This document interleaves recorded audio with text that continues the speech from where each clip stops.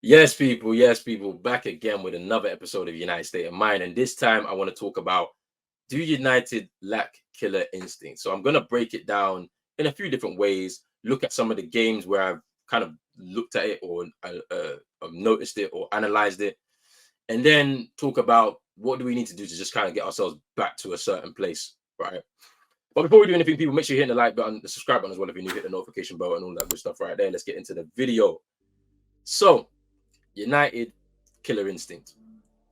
What do you think killer instinct means? And I'm asking that question to people. So let me know in the comments what you think killer instinct means for Manchester United, right? For me, I see it when I watch games on both ends of the pitch. So the first thing is the attacking side of things, right? The chance conversion that we see with this United team, right? It looks like the forwards at United are being a bit too predictable when they attack, right? At times, and they overplay a bit too often. For me, I think this is situational, right? So, for example, I've seen situations where whilst Xerxes and Rashford are trying to build a rapport with each other on the pitch, trying to get some synergies going, they're maybe playing a pass a bit too much, trying to do 1-2s to be a bit cute, right? And try and entertain. But at the same time, it's like, if you're entertaining and you don't score goals, it's not really entertaining, right? Like, it's situational at times for me with the attacks. Like, you've got a sight on goal, you have to shoot. Stop trying to overplay it. Stop trying to make a cute pass. I don't want to see this beautiful type of football. You're not at that stage right now, right? The lack of killer instinct is causing the players to rest on their laurels. So, for example, we go 1-0 up against Twente, right, in that game. And this is something I've seen as a theme right across the last 12 years of Manchester United's like time post Fergie, where we go 1-0 up in games, and then we don't look to go and get the second, the third, the fourth. This is the reason why we haven't scored so many goals across that time, because the forwards, they rest on their laurels after going 1-0 up. They don't want to be killers out there. And like, when you take a 1-0 lead, we already say this is the most dangerous scoreline in football, right? Because you're just going to leave it open for the other team, especially if you just don't go out there and kill. Now, it's something that I believe can be fixed with a bit more time. But at the same time, I'm looking towards players like Rashford, who how to score goals, how to be selfish in those moments. Sometimes you have to do that, especially as the confidence is starting to build again for him.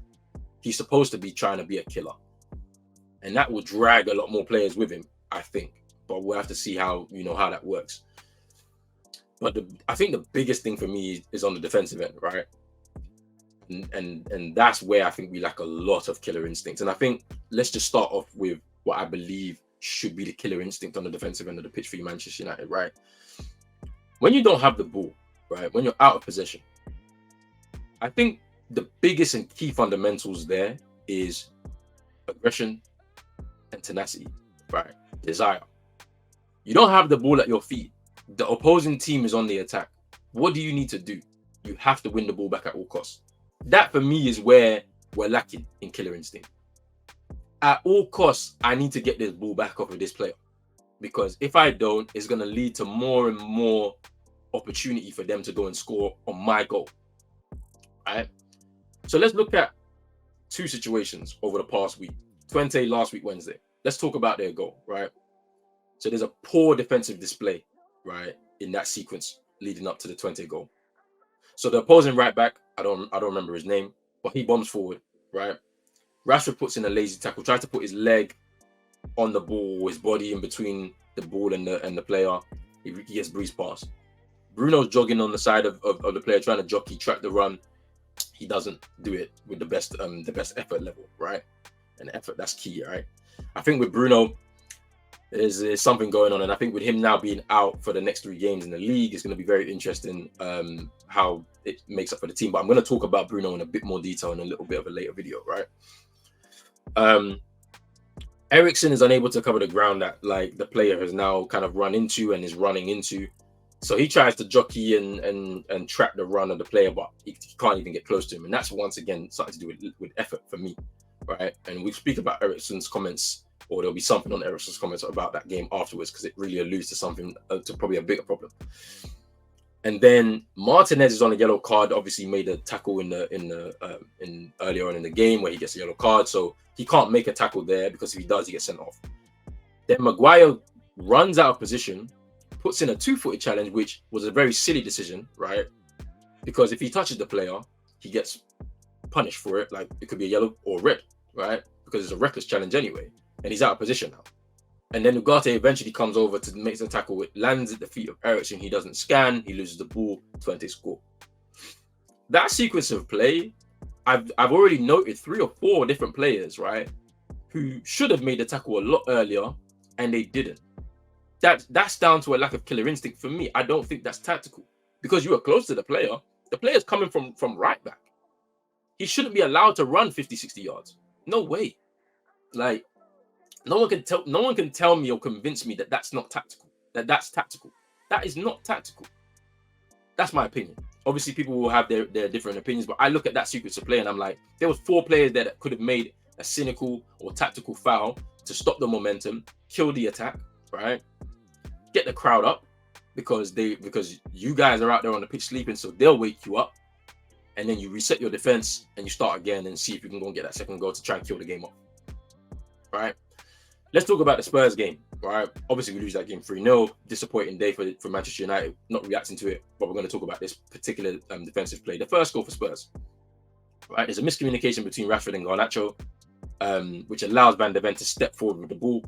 He runs through midfield, goes past Bruno, Ugarte, Mazraoui, and De Ligt, crosses the ball across the box, and Brennan Johnson scores. Right? Diogo Dalot, he's sleeping, right, where he's supposed to be tracking the run of Brennan Johnson. He had about 50 yards to make up. He should have seen where he was, and he didn't do that. He was jogging. Like, if you look towards the end of the play, he was actually jogging, right? He wasn't breaking his neck to make sure that he stopped that cross, get into the player. That's effort, right? That's desire. That's tenacity. That's aggression. Those things were missing in that sequence of play, right?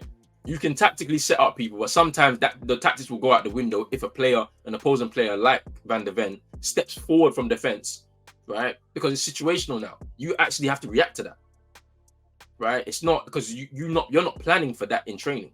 You're not planning for a defender to run 50 yards and nobody putting a tackle, right? You should know what to do in that situation. You want to win that ball back, right? You look at some of the best defensive teams over recent years, or best teams over recent years, right? I look at Atletico Madrid. Look at the way that they defend, right? I'm not saying United have to be like that, but I'm just saying look at the pride that they take in making sure out of possession they win the ball back. You look at Pep's great teams with Barcelona. There was rumors of them in training. They have 12 seconds to win the ball back when they're out of possession. That's desire. That's hunger to win the ball back, so you're back in possession of the ball and you can get on the attack, right? You look at the Real Madrid teams that had Ramos and Pepe in defense. They were proud of making sure that they were winning the ball back at all costs. You don't see that in this Man United team. Everybody's looking to leave it to the next person. There's a lack of fight. There's a lack of fight there. And if that's not worrying to fans when you're watching games, because it's not all about tactics. It's not all about beautiful football. Sometimes be nasty. Sometimes do the dirty work. Right? There has to be a level of desire to win that ball back. Like, that's what I see. When I'm watching the games, I see a lack of desire. I see a lack of aggression and tenacity. I see a lack of effort. I mean, if that's not clear to people, then I don't know. Right? Tactical and cynical fouls could happen to stop the momentum of both of those attacks. Right?